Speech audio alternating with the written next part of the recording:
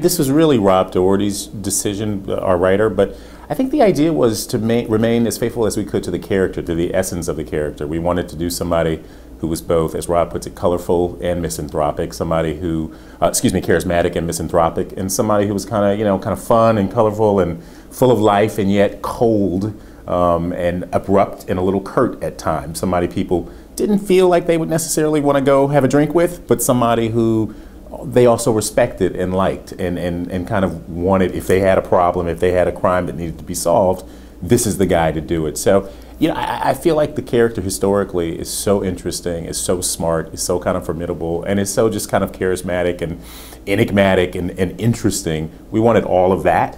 But then with any adaptation, you have to find it for yourself. You have to find it for the audience that you're playing to.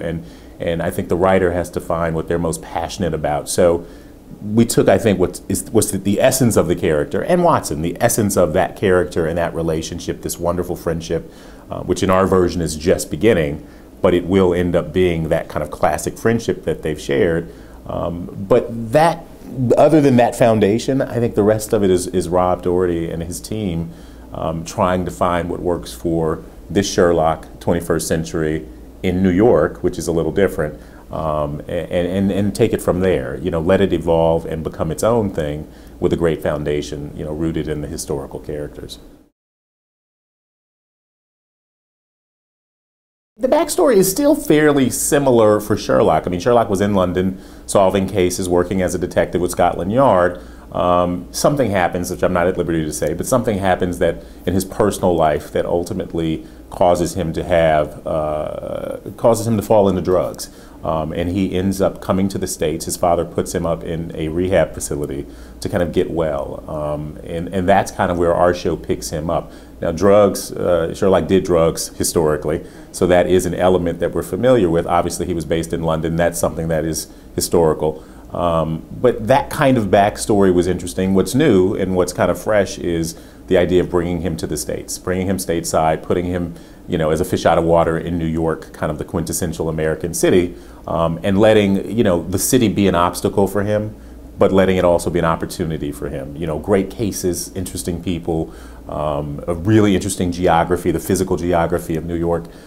So I think, we try to take again what is the old Sherlock, which most people are familiar with, and also marry it with the new. Now with Watson, it is a much different backstory. Again, the friendship, the relationship will evolve, I think, and that will end up being something that feels familiar. What's different is, she's his sober companion. He had a drug problem, he's getting out in the pilot, he's getting out of rehab, and she meets him day one out of rehab, and she's the person who's charged with his care. His father has hired Watson to take care of Sherlock for the next 6 weeks, which of course will last longer, but at least initially for the next 6 weeks. And so that was, that was new and that was different. And I think the obvious other thing that's different is Watson is now a woman. And the idea there is kind of steeped in the history of Sherlock. Rob Doherty had done some research and found out that Sherlock had historically had a problem with women, just found it tougher to communicate, didn't always get along. Nothing of any, bad sort, but just, he just had a harder time with the opposite sex. And so Rob thought, what a great opportunity to not only intend to kind of forge this wonderful friendship, but to package that friendship in a situation that Sherlock historically has a hard time with. And so the idea that he would be a little bit more challenged by a woman in his life and by a friendship with a woman seemed like an opportunity to explore. Particularly because we don't intend to make it a romantic relationship. The idea is, what a wonderful concept, Watson as a woman, then not to kind of make the cliche of it's a romantic relationship, it's about will they or won't they. That just felt a little bit too obvious to us. So, we want to explore the idea of a friendship that can happen between a man and a woman where there's no romance, there's no sex, there's nothing involved more than just two people learning to really understand each other and respect each other and ultimately build a really unique friendship. Alfie, your post in my pigeonhole again. What is it? Another nomination for Teacher of the Year? Outstanding payment on a student loan. The trouble with you, Mr. Wickers, is you're all fart and no poo. When I fart, I follow through. Behold, orangutan and his jungle wife, Apollotamus. You are a bit immature. You're a bit immature.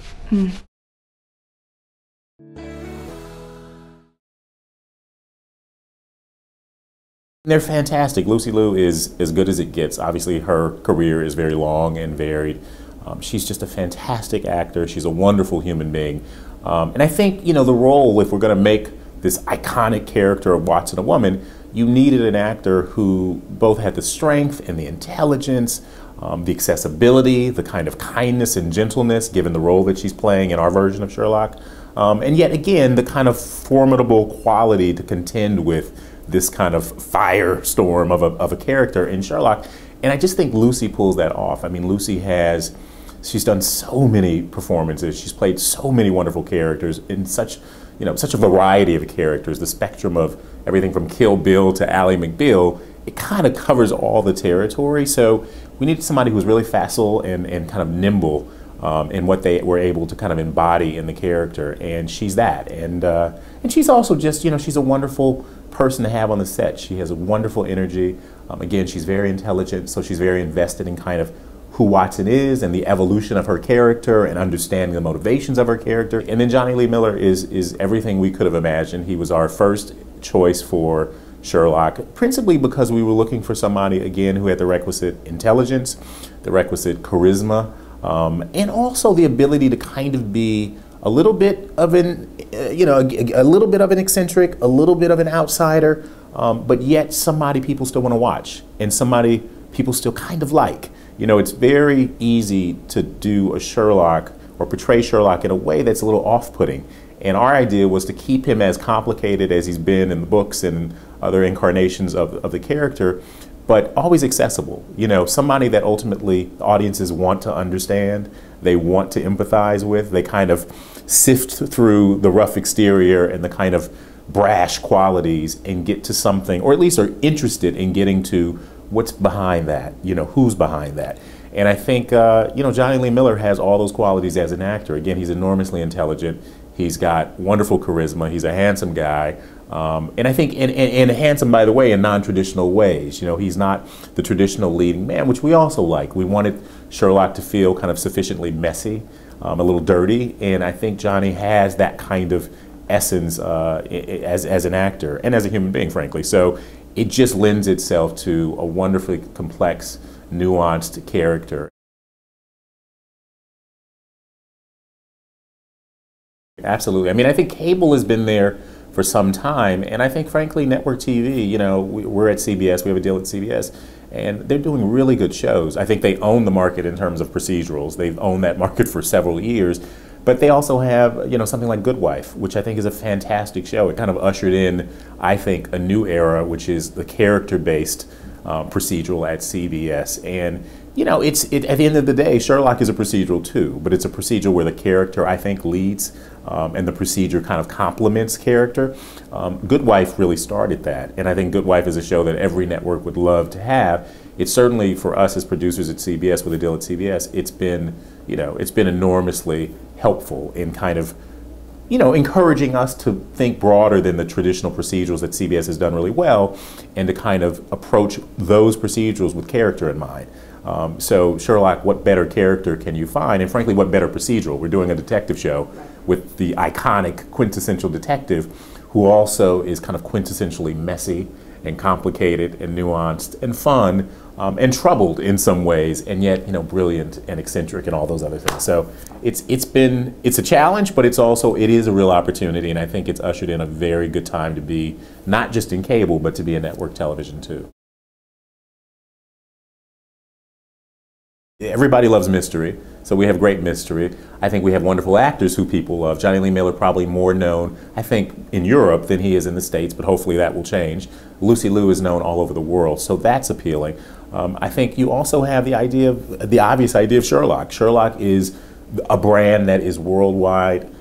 It's beloved by everybody, not just fans of the genre, frankly. People just love Sherlock as a character, and Watson, and I think that exports well to other areas. I think people will love our incarnation, our version of it, but I think they'll also love the idea that this classic character is in the States, is in America, and just watching that play out. And we didn't, obviously we didn't make Sherlock American. We wanted to keep Sherlock, again, as true to the original as we could, and we thought the idea of this British, wonderfully British, interesting character in America, fish out of water, that was the opportunity. And I actually think that'll translate even better overseas than if we had made Sherlock an American. I think people will love the kind of tension and conflict of him butting up against this, again, this quintessential American city. So huge opportunity. I think it all translates well, all over the world. I hope it translates well.